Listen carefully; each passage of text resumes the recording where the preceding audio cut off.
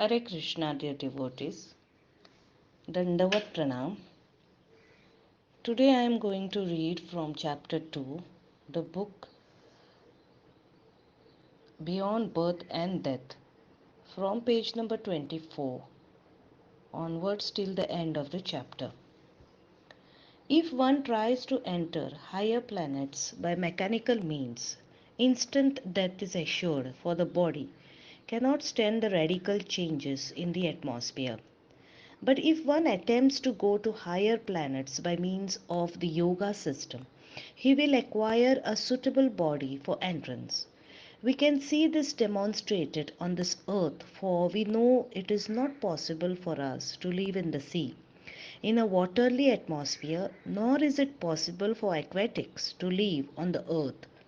As we understand that even on this planet, one has to have a particular type of body to live in a particular place. So, a particular type of body is required for all other planets. On the higher planets, bodies live much longer than on Earth. For 6 months on Earth is equal to one day on the higher planets. Thus, the Vedas describe that those who live on higher planets live upward to 10,000 Earth years.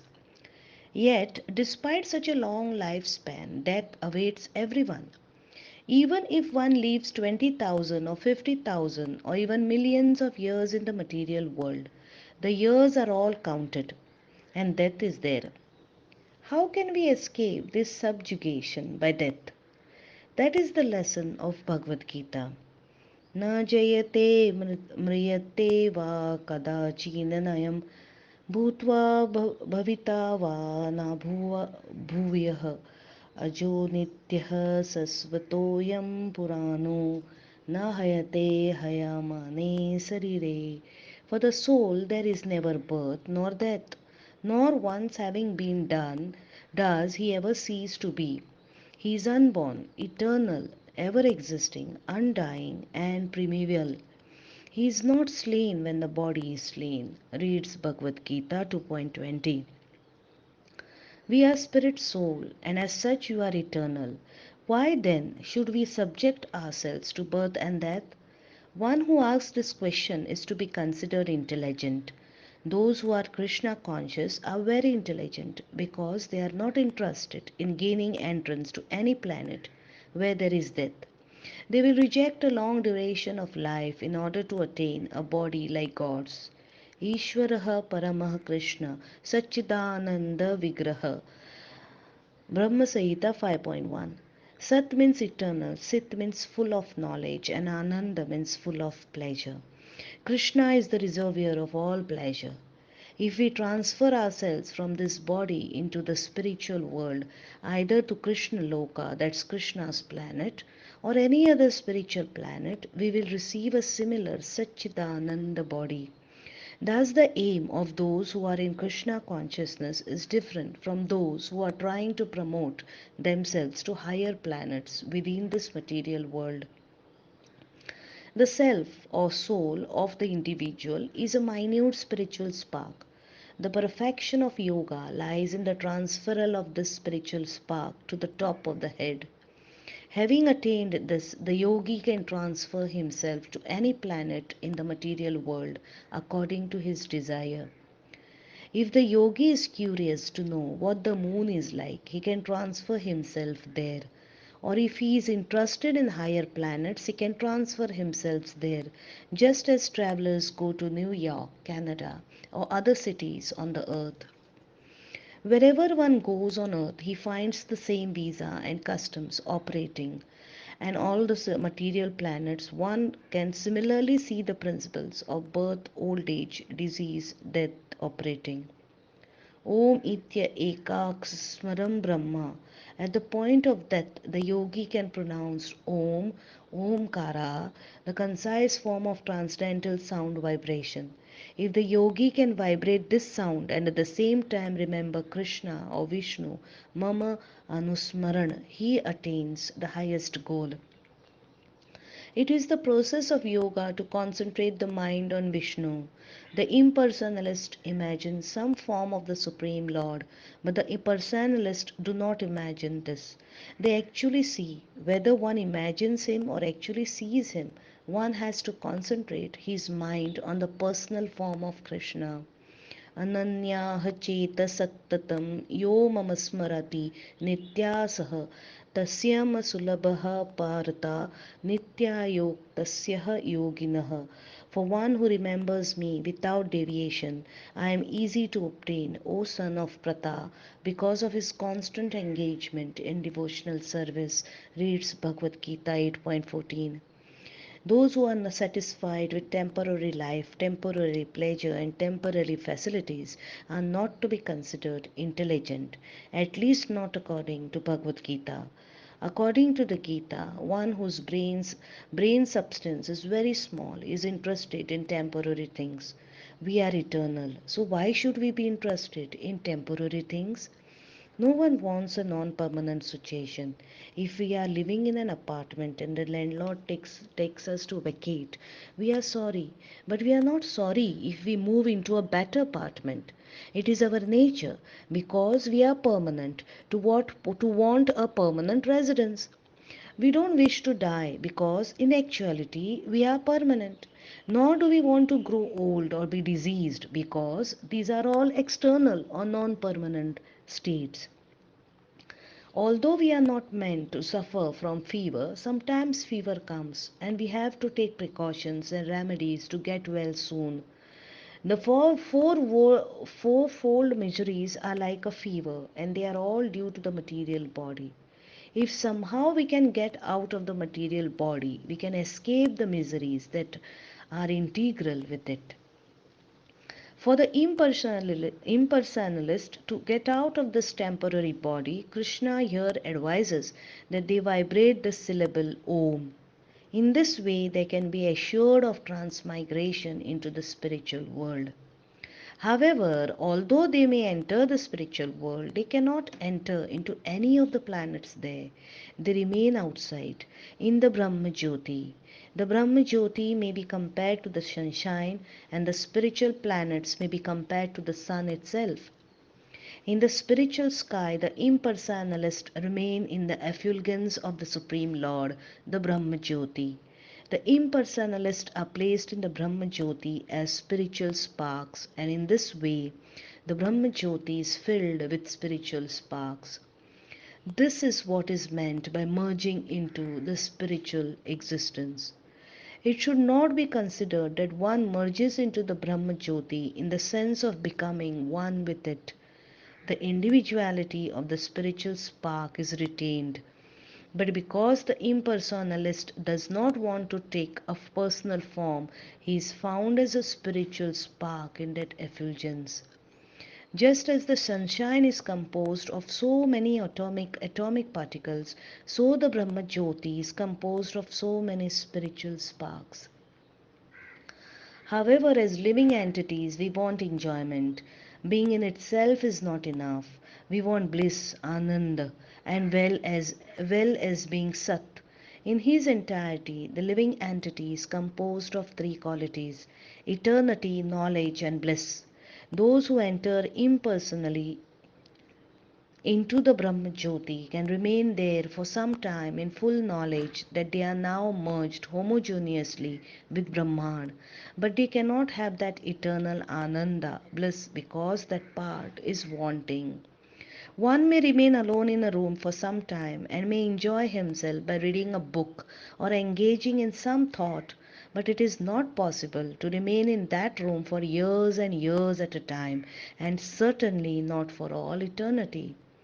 Therefore, for one who merges impersonally into the existence of the Supreme, there is every chance of falling down again into the material world in order to acquire some association. This is the verdict of Srimad Bhagavatam. Astronauts may travel thousands and thousands of miles, but if they do not find rest on some planet, they have to return again to Earth. In any case, rest is required. In the impersonal form, rest is uncertain. Therefore, Srimad Bhagavatam says that even after so much endure, if the impersonalist enters into the spiritual world and acquires an impersonal form, he returns again into the material world because of neglecting to serve the Supreme Lord in love and devotion. As long as we are here on earth, we must learn to practice to love and serve Krishna, the Supreme Lord. If we learn this, we can enter into those spiritual planets. The impersonalist's position in the spiritual world is non permanent.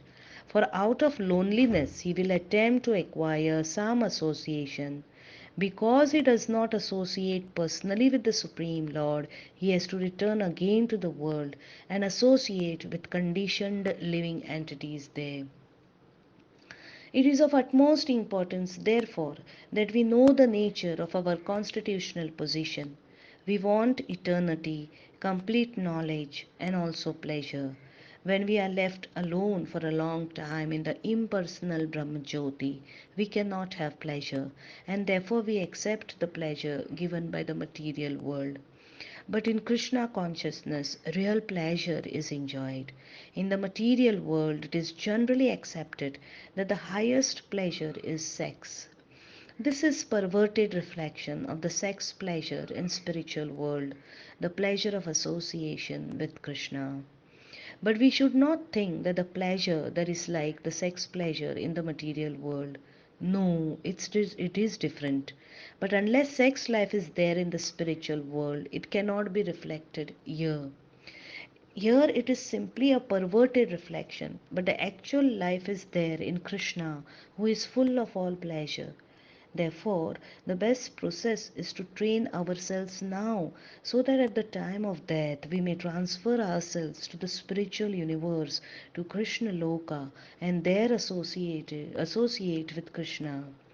In Brahma Samhita 5.29, Sri Krishna and his abode are described as Chintamani प्रकरा सद्मसुकल्प वृक्ष लक्षर्वतेषु सुरभिर अभिपाल्यनतं Lakshmi सहस्रशता संभर्म सेवयानम् Govindamadipurusham tamaham bhajami.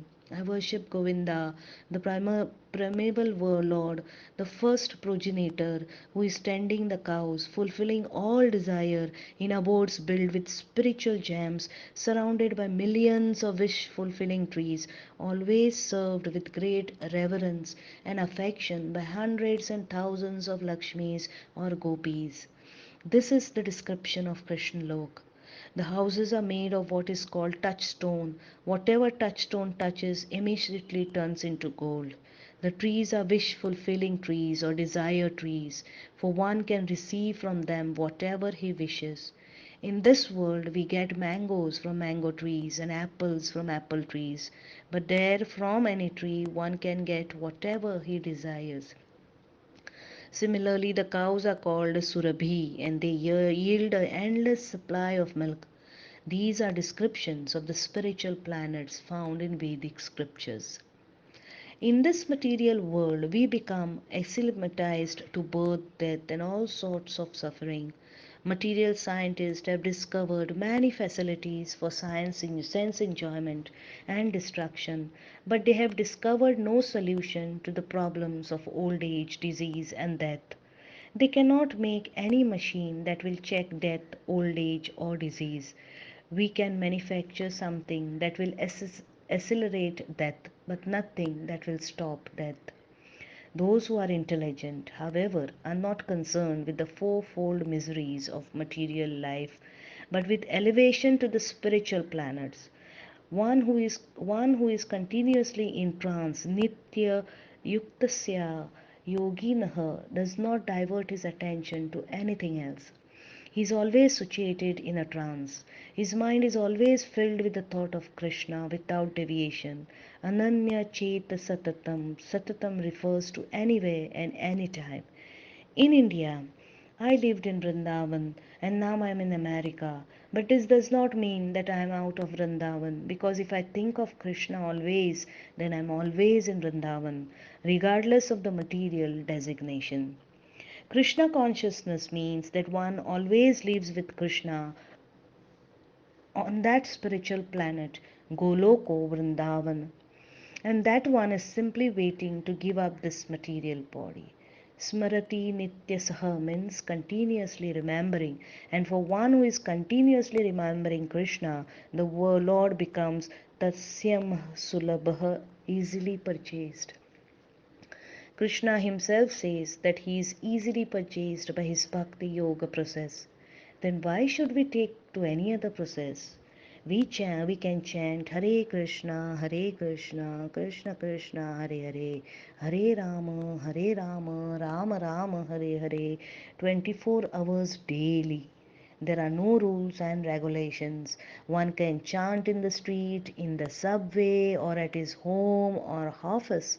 There is no tax and no expense. So why not take to it? Thank you, Hare Krishna. I served a Śrila Prabhupada today.